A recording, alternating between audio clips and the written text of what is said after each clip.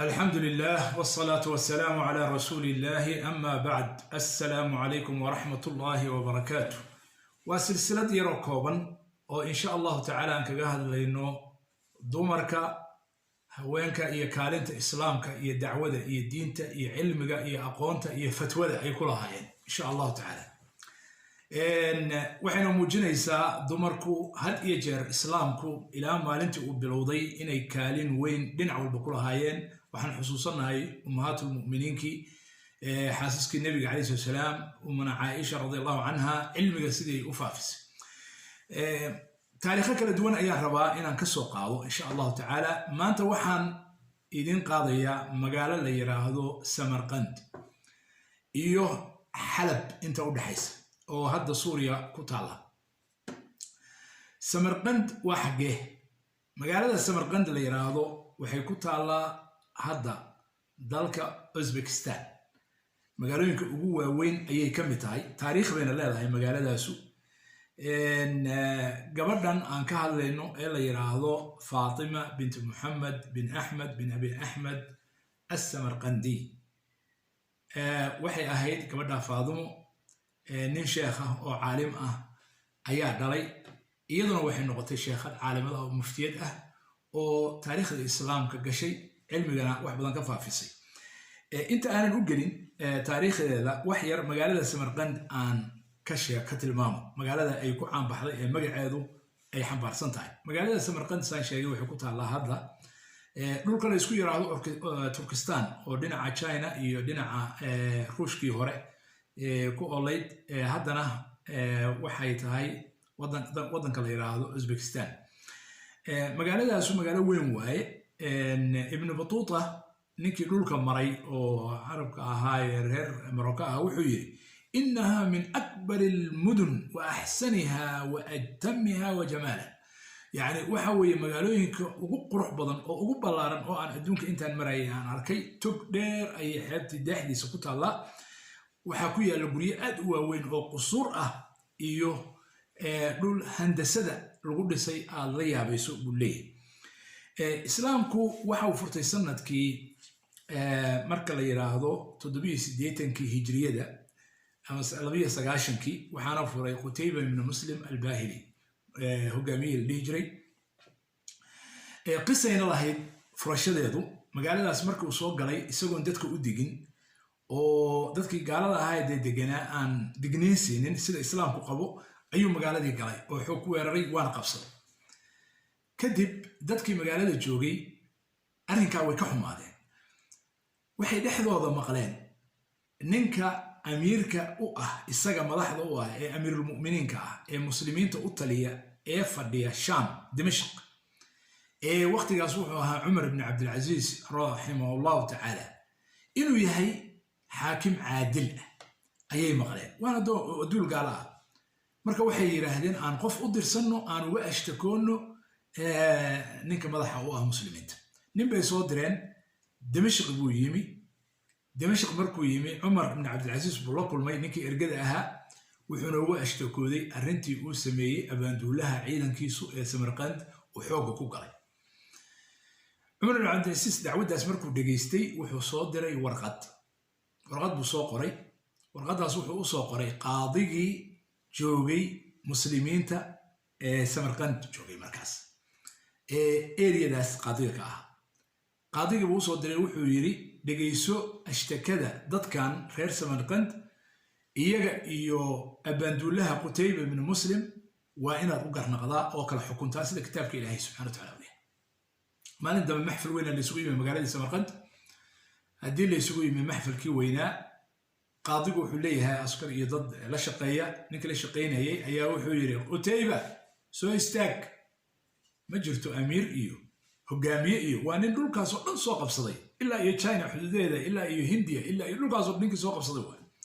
Qutayba soo istaagay dhinacan waxaa soo istaagay nimankii gaalada ahaa odayaashoodii madaxdoodii ayaa soo istaagay wuxuu yiri dadkan waxay sheeganayaan Qutayba inaad xoog ku soo gashay ma jirtaa wuxuu yiri uma aanan digi karin magaalo weyn oo waxa weey qurux badan magaalooyinkii ku hareereysnaaba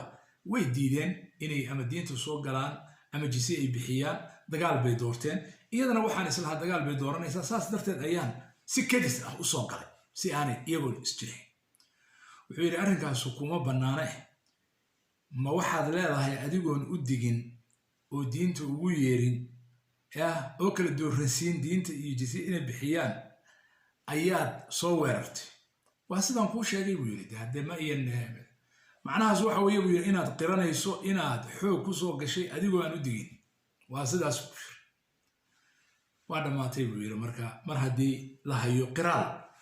dee qoladan waxay sheeganaysay ninkii lagu sheeganayana u qirtay waxaan xukumay buu yidhi in adiga iyo ciidankaaga iyo inta kula socotay iyo intii aad keenteen dhammaantiin aad magaalada ka baxdaan sida ugu dhaqsi badan berinaan gabalku idinku dhicin xukunkiina waa dhammaaday subaxdii waxay maqleen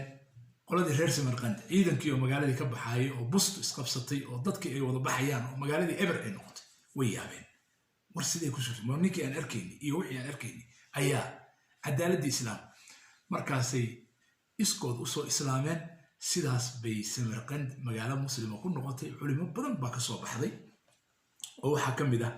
gabadhan aabaheed maxamed ibn axmed oo kitaab weyn oo fiqhiga xanafiyada oo tuxfatul fuqahaa la yiraahdo iyo kitaabo kaleeto ba alifay sidaas oo kaleeto culimo kaleeto in la yiraahdo axmed ibn umar al-ash'ath baa ka soo baxay caalim kale oo la yiraahdo abul fadl as-samarqandi baa ka soo baxay 444 hijriyada dhintay isaguna kadib Samarqand waxaa qabsaday magaalo muslim bay ahayd muqulkii baa mar qabsaday kadibna waxaa qabsaday ruushku markii thawradoodu qarnigii 19aad markay bilowday 1918 dagaaladii adduunka ee koowaad markay dhamaadeen ayay qabsadeen magaalada way la wareegeen magaalada markay la wareegeenna ilaa iyo 90gii ama 92dii markii ruushku dhacay sidaasay ugu xirooday dawlad gaar u noqotay xaggaas waa inta taariikhda magaalada Samarqand iyo furitaankeeda gabadhan marka فاطمة بنت محمد بن أحمد بن أبي أحمد السمرقندي بعد هذا وحي دمتي 560 هجرية أي دمتي قبل مقالة ناس بيقول لطي نرجع تركستان مقالة ليرها كاسان سمرقندي رأسا أبهد عن المحدثة أو فقيه سدعان شاقي فقيه الساقي كبرتي كتاب كيس تحفة الفقهاء ويبحفظي أو قربي كواليسي saas darteed aabaheed baa markii dambe kitaabkii isagu uu alifay iyo fatwada u kalmaysan jiray iyada marka cilmi iyo akhlaaq iyo fiqhi iyo cilmiga oo ay jeceshahay ayay gabadhaas ku kortay iyadoo sidaas u haysata dad badan baa ka soo doonay aabaheed laakiin ma uu yeesinin niman amiir ah niman boqor ah niman waxaas uu diiday fatwada markii uu fatwoodo ninka caalimka ahi gabadhiisana فتوى وي دين عادي كسحيح جرتي فتوى لبضوض ما قعدوا يكسوا بحي جرتي آخر كي واحد جري ويل أرضيدي سكملة والله يراهضو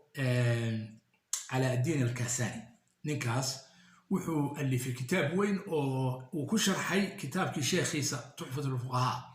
والله بدائع الصنائع وانا كتاب إلى هذا مطبوعه اللي يقانه وفقه حنفي كتاب بدأ قوة وين كملة ومجلدات أطول وين كتاب كاس ويلكو ألفي وضو أدبو وفرحي قبل نووسي مهر نوح وقال كتاب كاس أيام مهر ونوضي كتبنا إيادي ننكيدو ويكي مادين دينعاس إيو سمرقند وحي مادين دول كان شام دمشق إيو حلب إيو دول كان بي مادين وحلقي وجوغي نور الدين زنكي إيو صلاح الدين الأيوبي رحمهم الله لبا أمير وحكام ووين وأمير هذه المسلمين تاهاي وويناي معروف كاها مركا إيغونا ويلا تشين جرين فتوى دي كقادين جرين تلوين بدن بيسين جرتي ومسائش الدين بي ويدين جرين وي كقادين جرين ويو إيمان جرين إنay ka qaataan kadibna waxay ninkeedii ku qalqaalisay inay dhulkoodii ku noqdaan waxaa maqlay imaam nuuruddin ama khali ninkii amiirka ahaa nuuruddin boqorka ahaa wuxuu u tegey wuxuu u dirsaday ergo inay joogto magaaladiisa iyadoo mukarramad ah wayna ka aqbashay kadibna halkaasay ku dhimatay xalab 581 iyadoo intaas cilmiga bixinaysa fatwada bixinaysa arday badani ay ka aflaxayaan kadibna halkaasaa lagu aasay ninkeedii Calaa'iddiin Kaasaanina raxmatullaahi calayhi wuxuu dhintay 6 sano iyada kadibna wuxuu dardaarmay qabrigeeda agtiisa jacayl baa jiray in lagu aaso halkaasaana lagu aasay intii uu noolaana jimco walba qabrigeeda u tagi jiray oo soo siyaarin jiray oo u ducayn jiray gabadhaas waxay ahayd Faatuma binti Muhammad Samarqandiya caalimada ah sheekhada ah muxadisada ah muftiyada ah dumarka muslimiintu marka sidaas ayaa taariikhda ay ahaayeen maantana la doonaya inay noqdaan intaan mar kale ku kulmi doono insha Allah taala khayr baa idin rajaynaya